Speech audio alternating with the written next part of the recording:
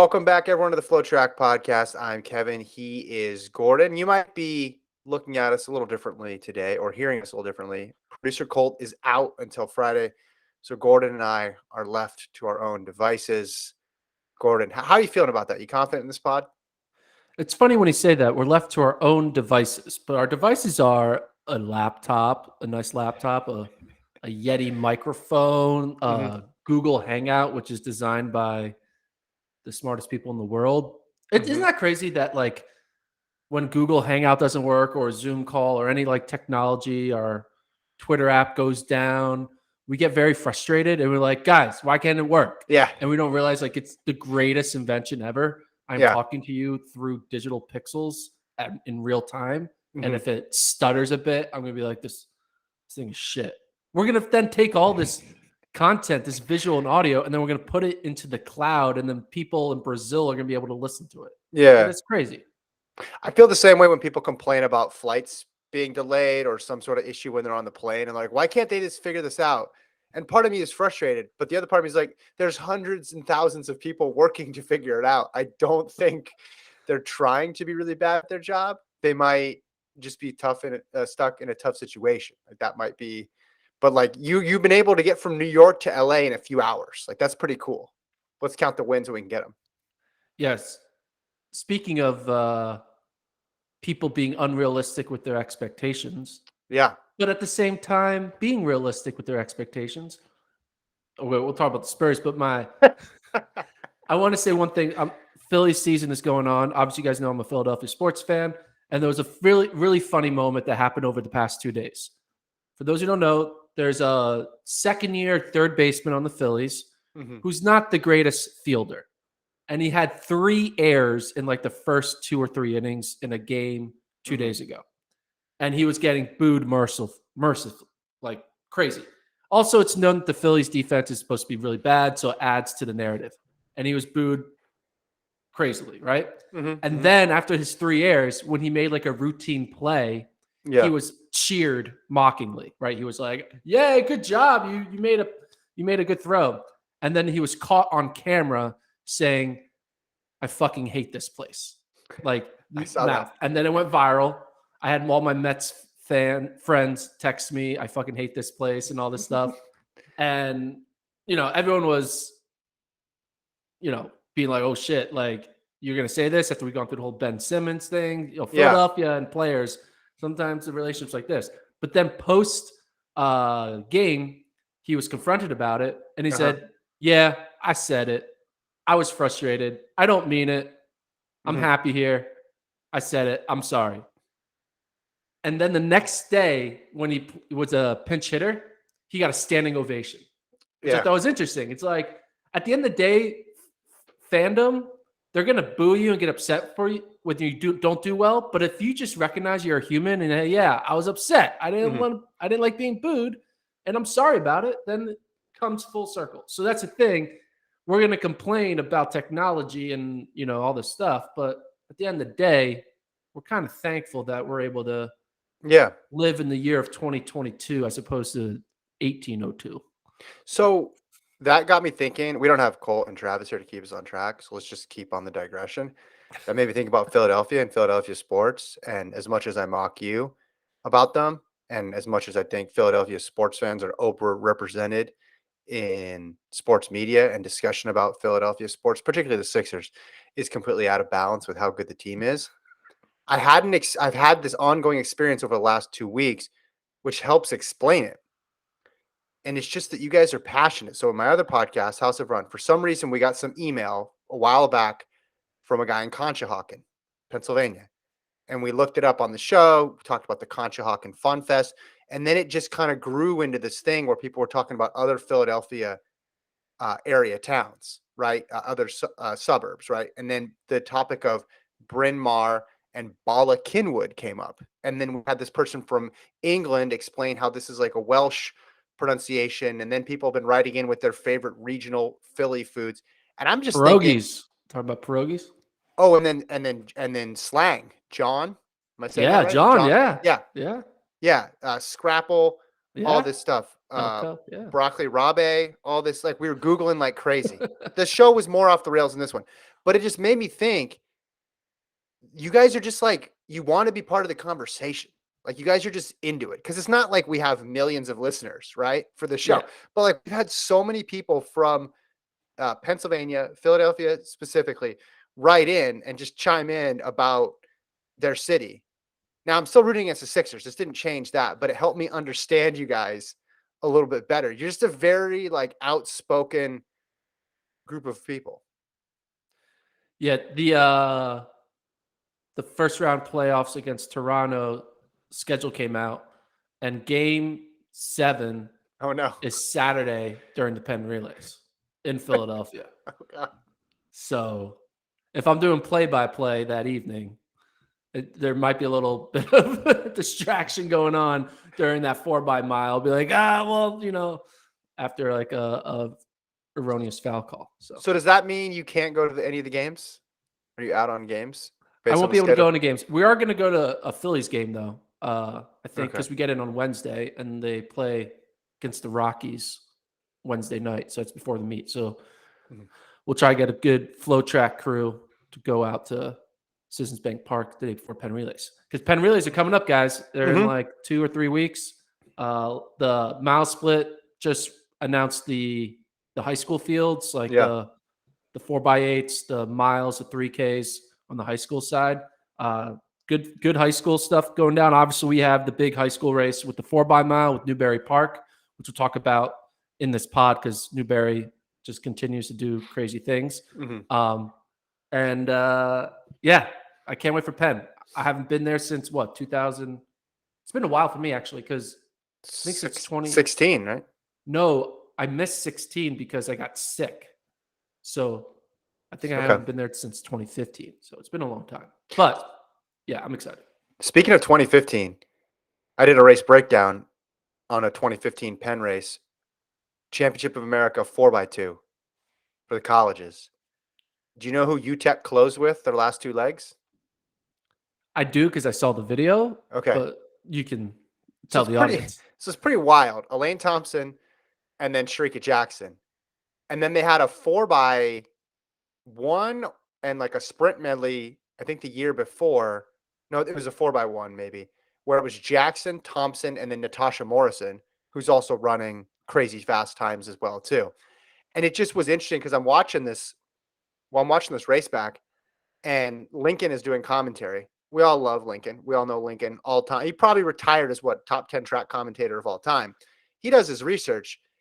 But they're not pointing out Thompson, Hurrah, or Jackson. Now, part of that is because relay orders shuffle all the time, and it's very difficult as a commentator to make sure you know who's on the right leg at the right time. Like it seems easy when you're looking at home, hey, just name that person, but like things change all the time. But then I look at Thompson's marks and her progression in 2015, and yeah, she was good, but she wasn't contending for medals good. But then she runs this 4x2, Gordon. A month later, she gets second at pre. And that's the coming out party. So this 4x2 at Penn with her and Sharika Jackson is like their last little moment of anonymity. Now, they were probably famous out in Jamaica, but to the global audience, and they win this 4x2. They beat a Texas A&M team that has Shamir Little on it. They beat an LSU team that has Micaiah Briscoe and Aaliyah Hobbs on it. How about that team? That's a pretty damn good team too, right? They panned out. But then a month later, literally, she's getting second in Diamond League. And then by the end of the summer, she gets second in that crazy 200. Remember in Beijing where Shippers ran an all-time time and Thompson was second. And then Sharika Jackson gets bronze and goes sub 50. So it was just like a cool little window into how quickly things can change in track and field. You can be just another athlete who's got like an 11-1, 11-2 PB out there. And then a month later, everybody knows you. And then 2-3 months later, you're running all-time times. So it's cool to look back at that race. That is cool. Yeah. You never know with these, college and high school Jamaican teams that come to Penn. There could be a mini Bolt somewhere in there, like a sophomore year Bolt you just don't know about. And then 6 years later, we're seeing like greatness unfold. But it's exciting. Watch it live on FloTrack. We'll talk more about that as the month goes along. We have a little bit of housekeeping. housekeeping, not cleaning. New workout Wednesdays on the site. It's with Arkansas men. It's with Amon Kemboy and Elias Schremmel. I looked this up. Amon Kemboy, Arkansas runner. Mm-hmm. I was surprised. He has been All-American in his collegiate career 11 times. Yeah. That's insane. An 11-time NCAA All-American, like some of the all-time greats have never been 11-time NCAA All-American. I mean, he was All-American every year in cross country, and then he has a bunch of doubles on indoor season getting All-Americans, and then obviously he has a few outdoors. So, but to rack up 11 in his 4-year career, or maybe 4.5-year career, it's pretty incredible. But yeah, they did a good workout. They're going to be at Penn Relays. Got some fun. And this is a fun workout because the workout took place on a Wednesday. People love that. When it actually lines up, when the workout Wednesday is actually filmed on a Wednesday, it's like the planets aligning. It's well, cool. Shout out to Coach Bucknam at Arkansas for making that happen, because we were there for a couple of days. It's obviously difficult to get everybody's schedules aligned. So shout out to him for making that happen. Yeah, Brian and I did that and then headed right to the airport. It features what I'll say is the easiest looking 440 mile that I've been in a track for. Like, I've never stood next to Kipchoge. He's running 440. I'm sure that looks easy too. But these guys open with this 440. And I'm sitting there filming on the back stretch being like, that can't be a 440. There's no way that's a 440. They look so easy. And then I tell Brian, cameraman, videographer, editor extraordinaire, hey, man, didn't that 440 look easy? And he's like, yeah, Coach Bucknam said the same thing, how easy and just like smooth they made it look.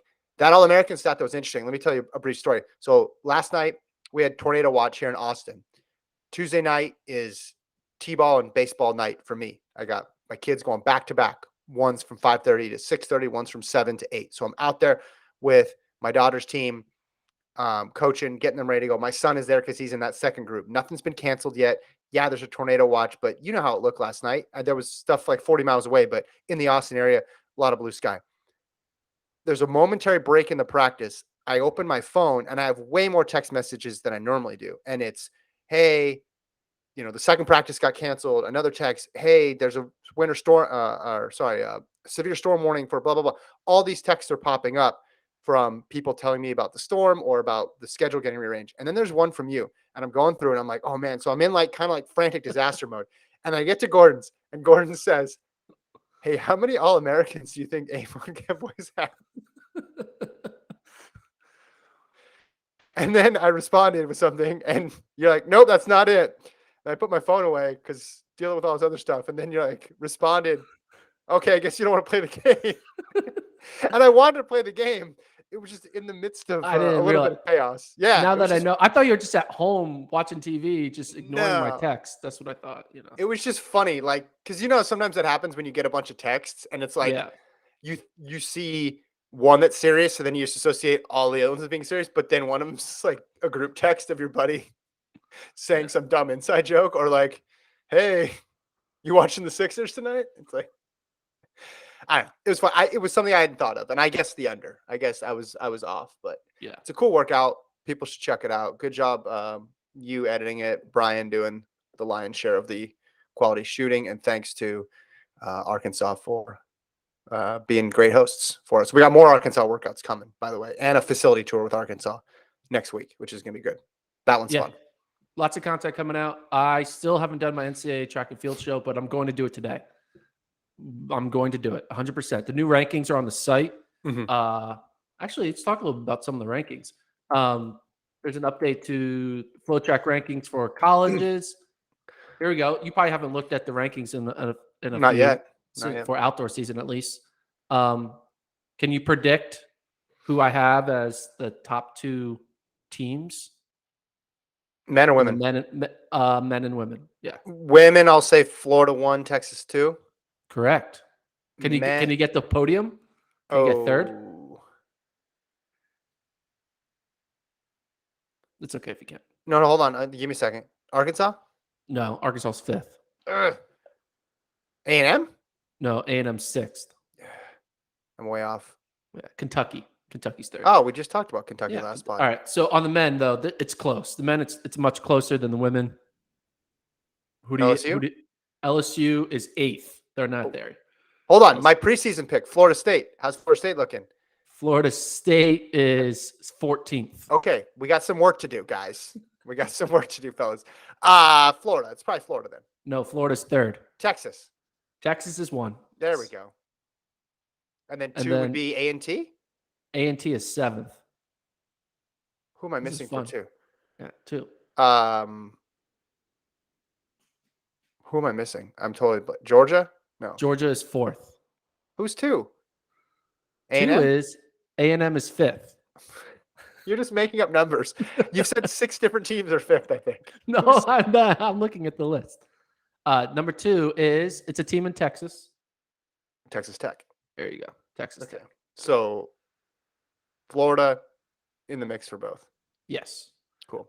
Florida's probably going to move up the rankings because Joseph Fambulo is finally going to run some faster open flat times in the 200 and the 100, which will increase his ranking. And Northern Arizona is in the mix. They're 6th. They're up there with their duo of Nico Young and Abdi Hamid Nur, which we will see live on FloTrack this weekend. But first, let's get into news. One more thing. Hold on. One more thing. Because you got me on topic of rankings. Okay. I got the pro rankings. And I'm recording my show. I'm just going to go through all of them. I'm going to do lightning round on the show, not on here. But there's only one event I'm changing from last week to this week. What event do you think that is? I know what the event is because you told me, but it's the women's 200. Okay. Where does Abby Steiner belong on here? I'm going to start naming names. You say stop. This is the order that I have right now. I did not have her in the top 10. Thompson Ara, Mboma, Thomas. Stop. Fraser Price. She's equal to Thomas. So you have her 4th ahead of Fraser Price. Yes. Sharika Jackson, Miller Weibo. Yeah. All right. I might have her lower. I'm just going to warn you. But she's in the top 10 for sure. What does she need to do? No, she's done a lot. These are not right now rankings. This is these are right now rankings. But I'm saying if there was a championship right now and Shelly and Fraser Price was lining up next to Abby Steiner, I would take Fraser Price still. I will make a bet with you on Wednesday, April 13th. Sure. That Abby Steiner will finish higher than Shelly and Fraser Price if Abby Steiner is at Worlds. Okay, I'll give you that, but that means Fraser Price has to actually run the 200 too, because if she scratches, I don't want Yeah. They both have to run. If they both enter and clearly run normal, not do a whole jog the way Dina, what's her name? Sharika Jackson. Sharika Jackson did. Yeah, I'll take you up on the bet. Deal. Okay. We got it. Let's do it. Okay. I should get more for the bet because you're going with one of the all-time greatest sprinters in world history, and I'm going with a college kid. So if I win this bet, I should get 5-1 odds, I believe. No, here's the deal. If I win, you pay for my trip to Jamaica. If you win, I pay for your trip to Kentucky. Okay. That's fair. Fine. That's fair. Yeah. Sure. All right. News, and then we want to do some previews, and then we want to do a late recap. How's that? This happened, I guess, right after we were done recording on Monday or around that time. Gabriela DeBues-Stafford announced that she's leaving the Bowerman Track Club, put up a post on Instagram and discussed the lack of clarity that existed between Shelby Houlihan, who's banned until the beginning of 2025, her relationship with the group and what that would look like going forward. She gave an interview to Let's Run where she put more detail in there and explained sort of the position that she was put in and the murkiness around the ruling and the lack of communication that she was getting. So she's going to move back to Canada to train there to try to make another global championship team. She also talked about how she didn't know about the suspension until it became public last year, and just sort of the stress that put on her mentally before she was getting ready to run in the Olympics last year. Houlihan put out a response recently as well too, but on reading DeBues-Stafford's statement, Gordon, what was the main takeaway for you? Well, the statement was a little ambiguous because you kind of try to create what's she trying to say in this short Instagram post.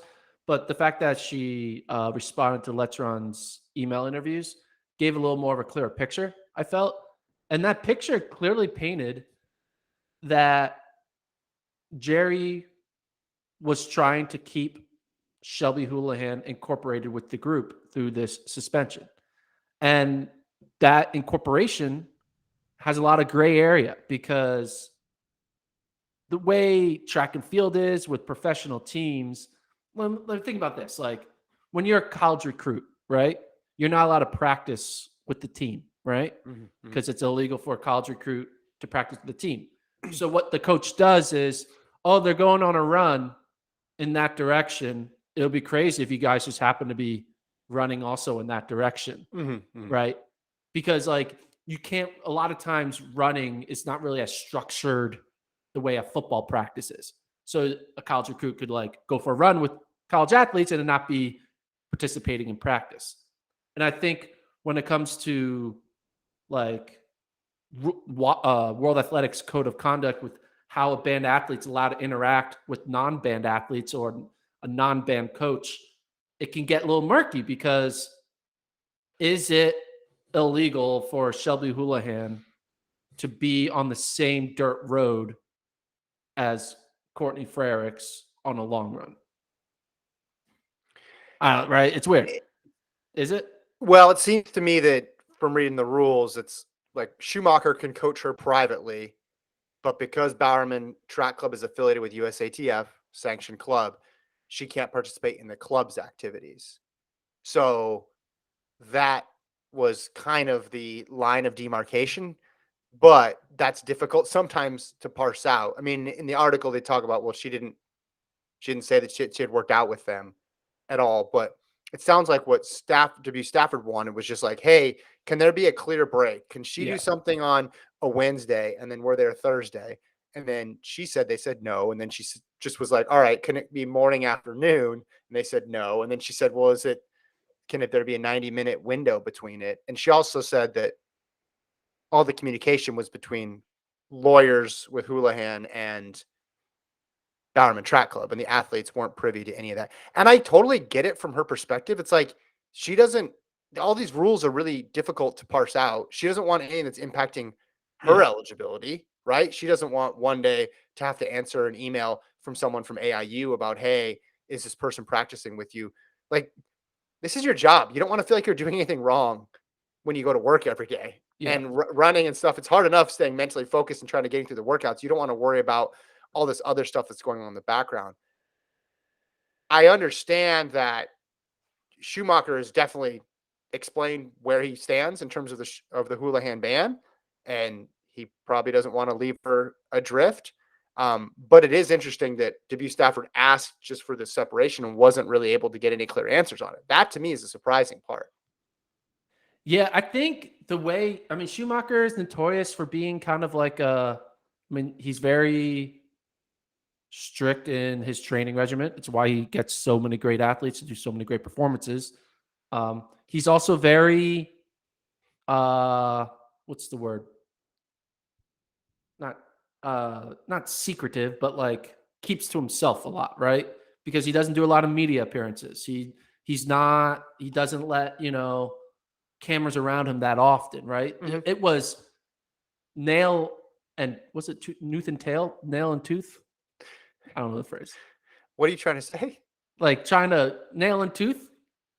What's that phrase? I thought you were going to say cloak and dagger. No.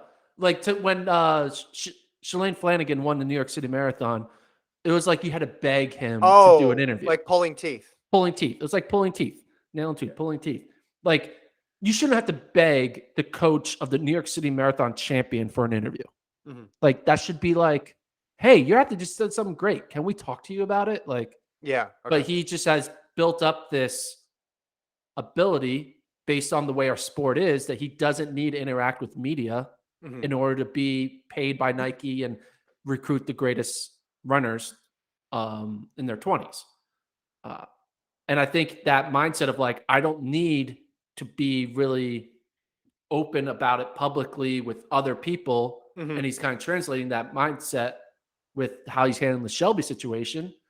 And maybe someone like Courtney Frericks is able to like deal with it because Courtney knows Shelby more personally because they've been training together. Courtney knows Jerry more because she's been on the team longer. But when a new person comes in, you're kind of looking for like a little more open communication because, anytime there's a new guy, when the new kid comes to school from out of town, you kind of need to go above and beyond to like tell them, all right, this is where the things are to do. And like, you got to include them, but like, to keep secrets within the group that maybe everyone else knows, but you don't, it just can lead to this. And I don't blame her.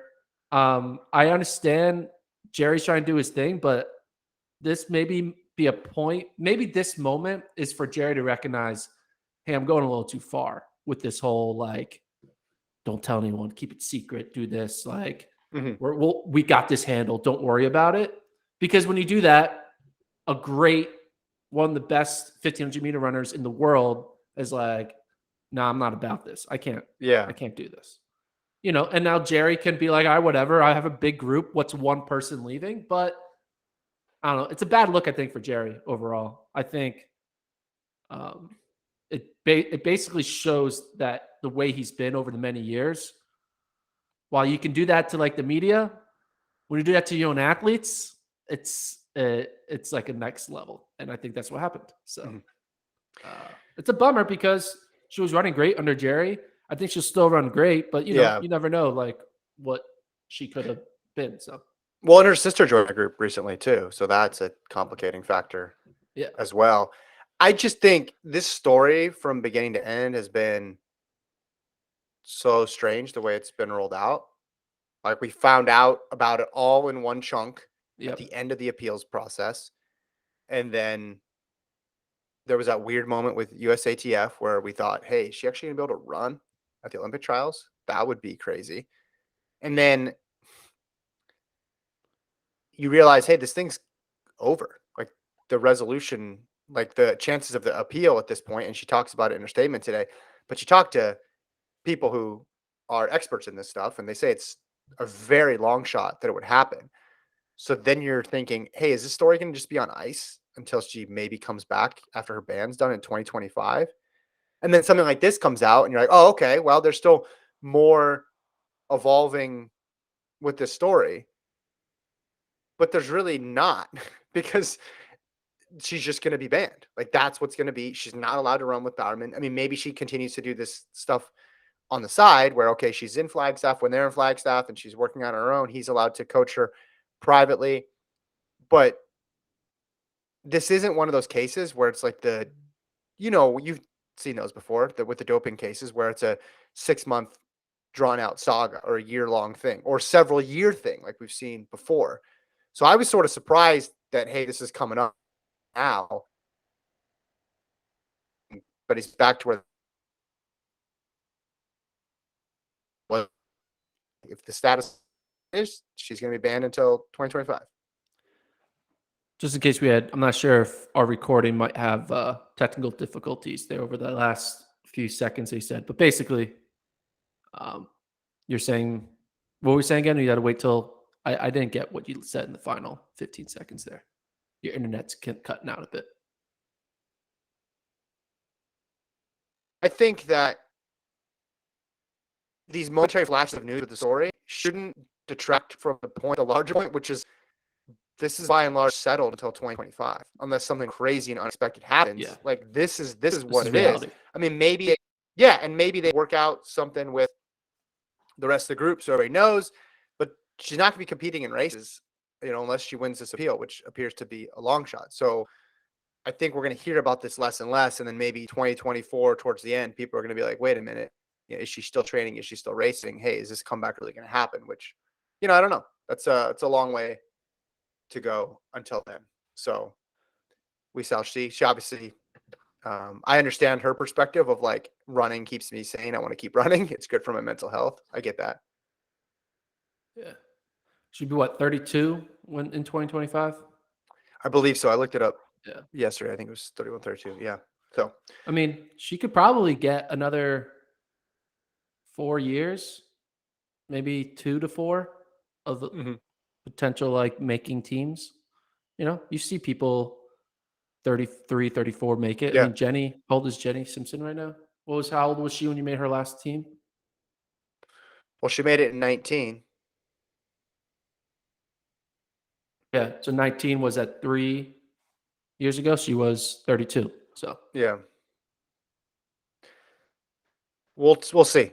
We'll probably still be doing this pod by then, so we'll be able to talk about it then. So stay tuned. Tune into the January 2025 pod, and we'll chat about it then. All right, Brian Clay starts Wednesday down in Southern California. Goes Wednesday, Thursday, Friday. I previewed it for the site. Women's 5, men's 5, and the 15s are the real main attractions there. So I probably should have told you before you wrote that article that I got Uh-oh. information on where NAU is running. Should I edit this? Okay, hold on. Let me open our CMS here and see if we can edit it. Yeah, what do we need? So the NAU guys aren't really doing any of the 5K. Maybe just Brody Hasty's doing the 5. Okay, well, that They're all means I need. they're all doing the 15. Okay. So if that needs to update your article. Well, I could read the yes, it does because I open with the 5 and talk about how great the 5 is because you got Nur in there going again. Well, with his teammate Nico and Drew Bosley, that you had the podium from indoors going against BYU, going against Alabama.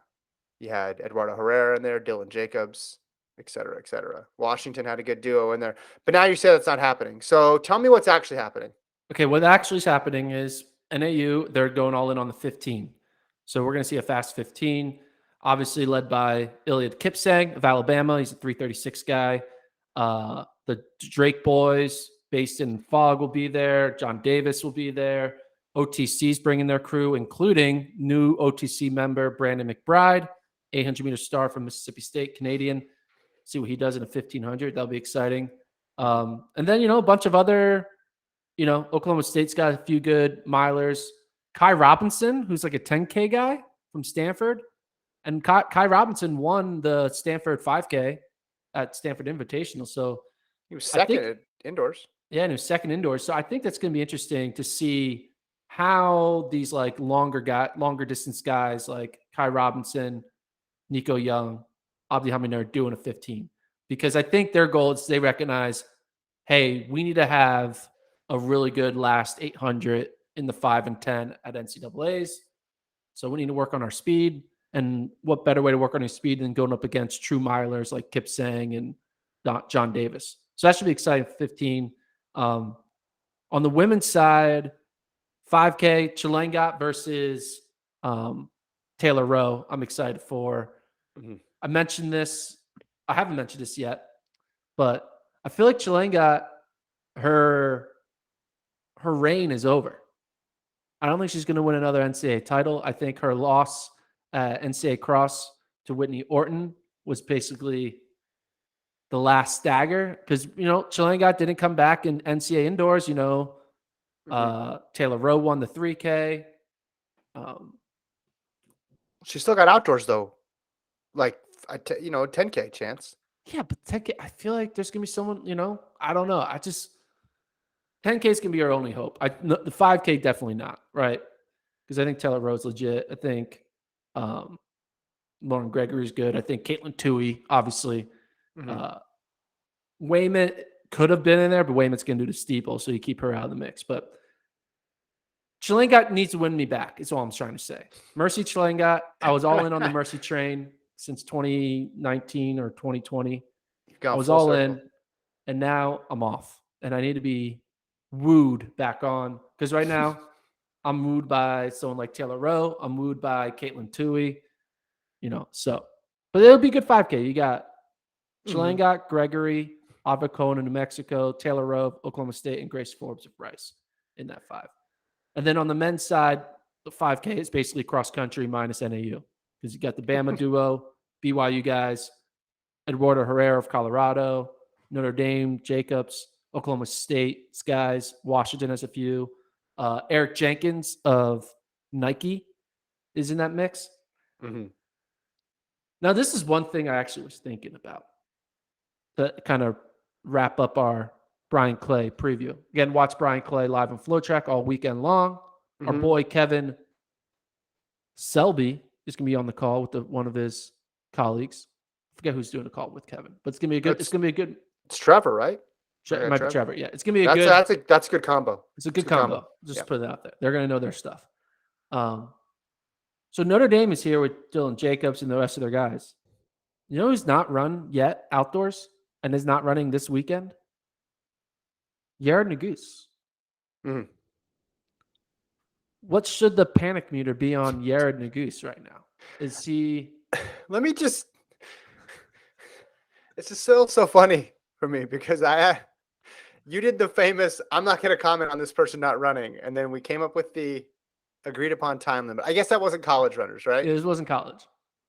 I'm not panicking about Jared Naguse. No, not panicking about Jared Naguse yet. You think he's taking all of April off? Maybe. Why not? Do you think he'll run Penn Relays? Notre Dame's going. Yes. So that may be his debut. Yeah, maybe he'll debut there.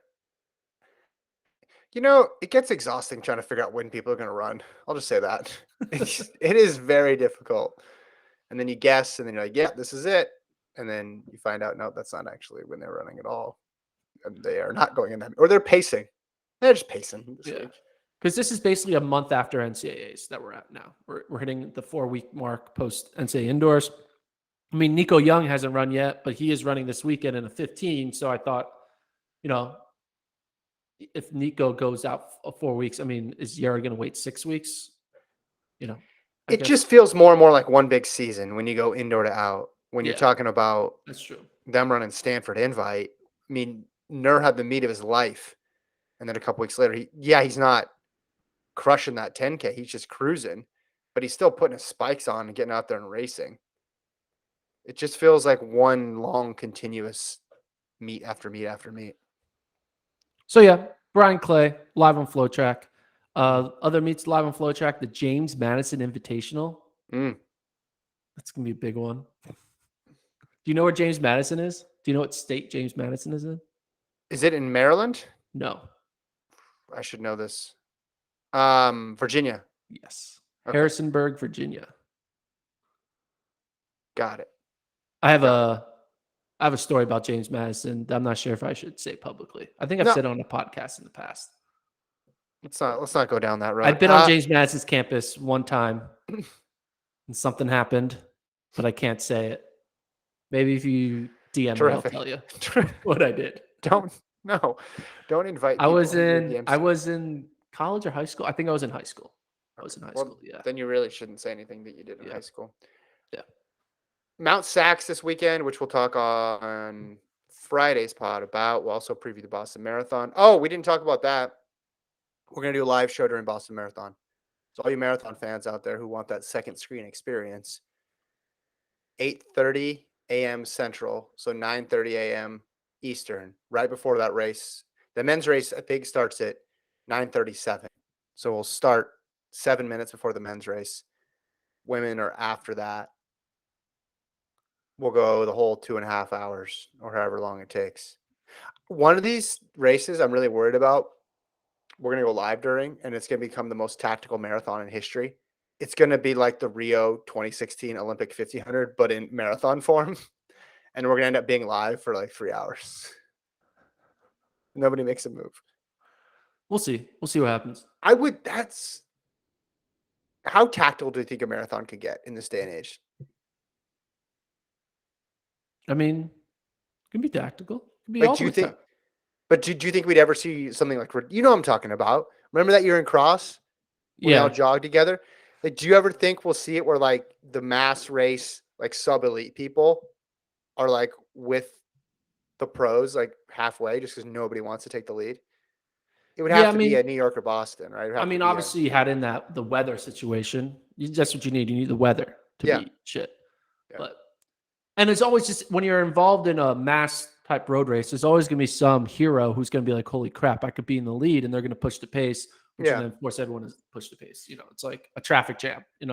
Once one car stops, they all stop behind them. So one person goes, they all go with them. So I don't know though. We're gonna make the pickup contest be centered around Boston Marathon. So I'll have that for you guys to fill out on Friday. So that should be fun. Anyway, let's talk a little about some late recap. This meet happened Saturday, and it's Wednesday. But Newbury Park did their thing at Arcadia, 3,200 Fest. Colin Salmon runs incredible, doesn't even PB though. So you can chalk it up as another regular run. But no, I'm kidding. Colin Salmon runs 8:34 in the 3,200. He ran 8:33 earlier this year. Lex, Leo, and Aaron all run well. Was it Lex or Leo who ran? Well, Lex ran 8:35. Aaron ran 8:48. Leo ran 9:02. I think it was all another big performance for Newbury Park. I have 3 takeaways. You want to hear them? Yeah. What's takeaway number 1? Takeaway number 1, Nico Young now is 4th all-time on the Newbury Park list at this distance. I saw that in the mile split California write-up, which is crazy. Imagine in 60, 70 years, you enroll as a freshman at Newbury Park High School, and haven't been that dominant since this era. They're not even known for distance running anymore, but you're going to be the person who brings it back. You're excited to run. You walk with your coach one day into the locker room, out into the gymnasium. You see the record board, you see the top 10 board, and you just think, what was happening here 70 years ago? I have to do what to be in the top 10? Is every school like this? So I feel bad for the future runners at Newbury Park who want to get in the top 10 board. Second takeaway, it's funny that Salmon ran this fast but didn't PB, and it just makes me think that high school seasons have kind of been turned up on their head, because this used to be a meet, Arcadia, that people would really focus on, and it would be the great competition, the great conditions that would lead to the fast times. And now they're running faster in these kind of one-off meets everywhere. So it just is further proof that the way things are structured for Newbury Park has been different than other programs in the past. And third, I think you got a lot of people now coming along for the ride, because while Newbury Park ran really well, they go 1, 2, 8, 10, 26. That's nuts for any high school team. But, there's these other runners out here just trying to keep pace. And you look at the amount of sub-9s in this field. I mean, the second heat had 8 or 9 sub-9s. And they used to count the amount of sub-9s in the first heat. Now it's just a given. And now you have multiple guys going in the 840s. And I think a lot of that's just because we got a team here that's resetting the standard. Yeah, it's contagious. I mean, there's a time, if Newbury Park had this talent 20 years ago, the only people who'd be knowing about it would be the people who get the local paper, right? And be like, oh, wow, there's a really good team out there. But, some kid from Connecticut's going to have no idea. Well, we had the internet 20 years ago, Gordon. I mean, maybe let's try to go 30. Let's go 30. 30? Less. Well, I mean, there was the internet there, but less. 2002 internet? I don't know. Yeah. No one was were people on a daily basis tracking high school times in 2002? I graduated from high school in 2002, and I knew about our fast Arcadia times. Okay. Couldn't watch any of the California. races. Oh, I was in Las Vegas at that point, but all right, 30 years ago. You know what I'm trying to say? Yeah. I remember seeing a Chris Solinsky headline, or before that, a Dathan Ritzenheim headline, but you'd only see them once, and that would be at Foot Locker, because ESPN would show it usually tape delayed. So you'd actually physically see them running once. The rest was just, you'd get an occasional photo here and there, and then you'd look at the results. But yeah, I get what you're saying. You didn't know about every single little thing that they were doing. Yeah. And because certainly now their workouts, their workouts, with the rise of Flow and Mile Split and sports media and social media, it's just now contagious for every high school kid around the country to be inspired to be as good as the best. Whereas typically you're only inspired to be as good as the person in your district or even in your state. Now you're inspired by the fastest in the country. And I think that's why 25 people broke 9 minutes. 25 people would not have broken 9 minutes because, one, 25 people wouldn't have gone to that meet. They all would try to win their local dual meet. So it is contagious. And it's exciting to see what Newbury Park does at Penn Relays. There was a little bit of controversy, but not, it's kind of overblown controversy. In order for Newbury Park to be eligible for state, they have to, the process about high school, right? How you have to go through league. Oh, yeah. But the problem, there was a scheduling conflict with their league and running the Penn Relays 4x-mile. And they were able, through a committee petition, to move the distance races to a different day. A day that the meet was being held, but they moved it from the Friday to the Thursday. So they're able to go to Penn Relays on Friday. And it's just crazy that in order to be eligible for a meet that's like 6 weeks away, you have to run a random league meet. Like, in order to be eligible for state in Pennsylvania, there's only one meet you have to go to, the district qualifier, and then you go to state. Like, there's only one round before state at Pennsylvania. And the fact that California has what? How many rounds are in California in order to go to state? Well, league, sectionals, and then they have masters where they put it into one. So they might have changed it since I was there, and I was in a smaller section. It's like 3 to 4 rounds before state. Multiple weeks. Yeah, it's multiple Most weeks. states have one round. You go to your district, and then you're done. And I think it's kind of crazy that you need to do like 4. Do you really need 4 knockout rounds before you find out, all right, here are the 20 best state athletes? That makes no sense. Are you saying that Philadelphia really only operates better with one round? And when they get to multiple rounds, things go south? Is that what you're saying? Hey, man. Yeah, it is weird. It's also, when I started thinking about this, I thought, how do elite athletes in other sports do it? Kids who are basically able to compete at a much higher level than their state. How do they do it? And a lot of them don't even compete in high school in a lot of sports, right? They have a club system that's completely separate. Track, and I love this about track in the United States, they pretty much all run high school. Now, you're seeing a few people here and there go the pro route early. You're seeing a few people stick with their club coach, and that causes issues, and they don't run high school track at all. But it's a large percentage, in the same way that high school football, large percentage. Whereas, maybe not basketball, maybe not volleyball, maybe not swimming, maybe not soccer, right? There's a lot of these sports where, or you go to something like tennis, where it's like, no, if you're an elite tennis player, you're off at some academy at the age of, 13, and you're not going to play high school tennis. So I think it's those two forces butting into each other. The desire of these kids to compete for their high school team, because in track and cross country, there's that tradition, versus, hey, they have these larger aspirations and they're qualified to run in these races. This is a once in a generation team. I think I saw too, is pre the same day as the California State meet? Yeah. So, that's a tough decision too. Some people might say, well, that's no decision. Like, what's the big deal? The kids won everything. But competing for your school one last time is significant. It means something.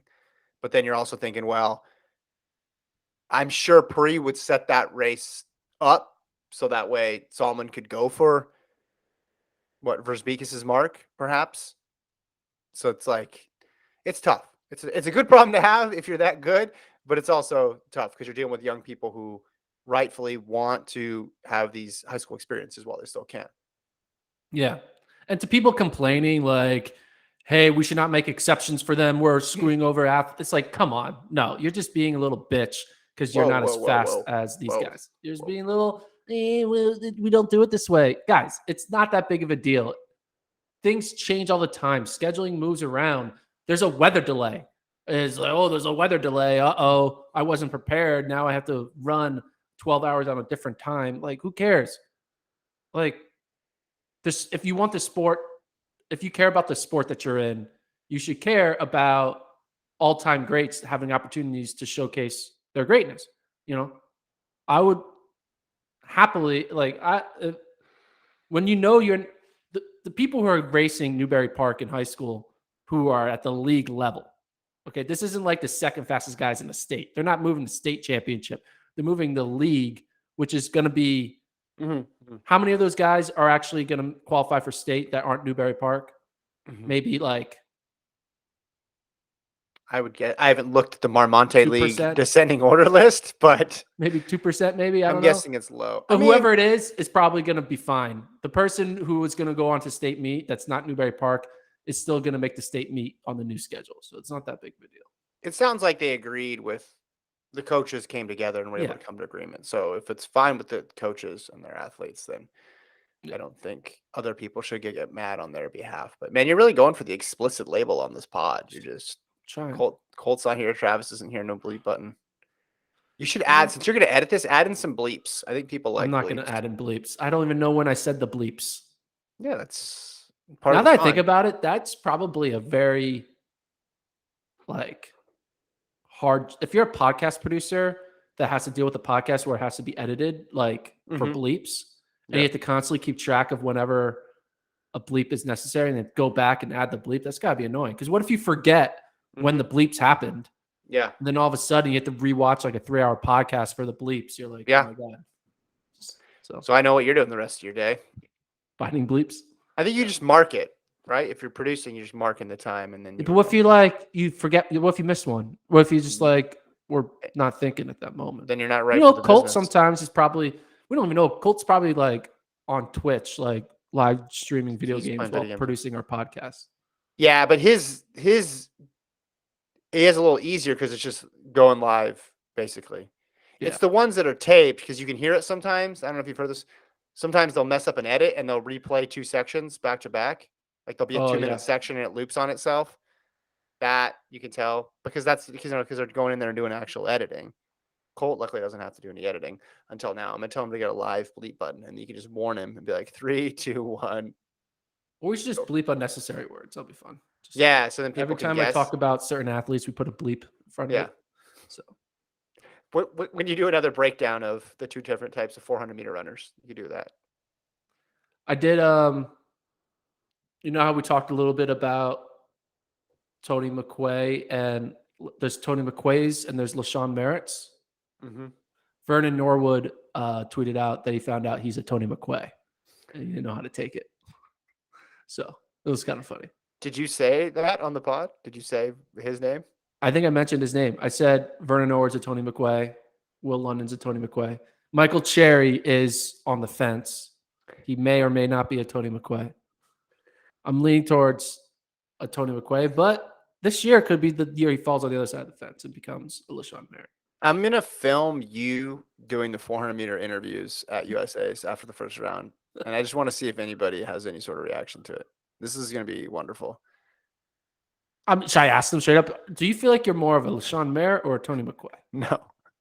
And then if Merritt and McQuay are out there, I'll ask them. Merritt, I think, is Merritt retired? Yeah.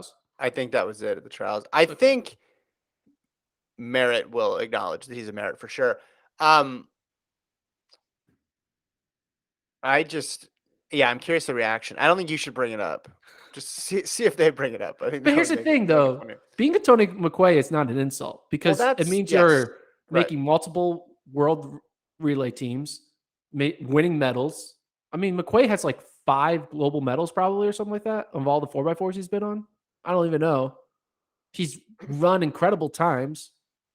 Like, it's not an insult. An insult would be like you're I don't know. I should say. Just stop. I have names of what would be an insult, but. He has 3 golds. Yeah. This is a great person to be. And 3 silvers. 6 medals. That's insane. Yeah. I mean, basically you're saying, you're just describing tiers, basically. Yeah. This is what you were doing. It's just gotta give it a name. Well, the 400, it's more interesting because of the relay component. And you hear their name, they're around a lot longer, as opposed to different events. I mean, you're just like, hey, there's Matt Centrowich is out there, and then there's Sam Prakels. Well, he made a team just now, but you know what I mean? Like, I don't think someone would get like Matt. It's like, oh, I'm not LaShawn Merritt. It's like, well, look at his PBs and his gold medal. You know, it's like, Yeah, there's Matt Sanchowitz's, and then there's Will Lear's. Did he ever make a team? I don't think he ever got. Are you talking about people who don't make a team, Well, who the get guy close, who was always like fourth right or in the fifth. mix? Well, that's what I thought about with Prakel until he had that indoor thing. Yeah. And actually, Lear made an indoor team too. So those two, you could probably. Well, indoors doesn't count. Come on. No, but I'm just saying, comparing the two careers. Compare Yeah. the two careers. That's pretty similar. The thing is, though, but there's also people who make teams, who make the team, but they don't medal and they go out, in the First round, yeah. first or second round, and you're like, oh yeah, they made a team, but you don't really remember them as much because Yeah. every 3 out of every 4 years there's a new group coming in. I think in men's distance running, it's about making world finals, not really medaling. I think when an American makes a final in the 15, the 8, Mhm. that's when it's considered like a tier 1 runner. It's not necessary. Whereas in the 400, it's not about making the 400 final. It's about winning medals because just US in the 400 is so much better than US in the mid distance. Anyway, This is a good off-season topic. We should do all the tiers. tiers. All right, we'll tier, and then we'll tier our tiers. Remember when you did player ratings? It's the same thing. Yeah. The Madden ratings, yeah. Yeah, I do the Madden ratings, but for every event. That's the same thing as putting them in tiers. Okay, we're all done. Thanks everybody for listening, bearing with us on an unconventional episode of the FloTrack podcast. You can email the show, flotrackpodcast@gmail.com. You can subscribe to the FloTrack podcast YouTube channel. We already talked about all the stuff that's up on the site. I'm not going to bore you with that anymore. Friday, we'll have a new pickup contest, and Friday we'll be live 9 a.m. Central on YouTube. Thank you, Gordon. We'll talk to you guys next time.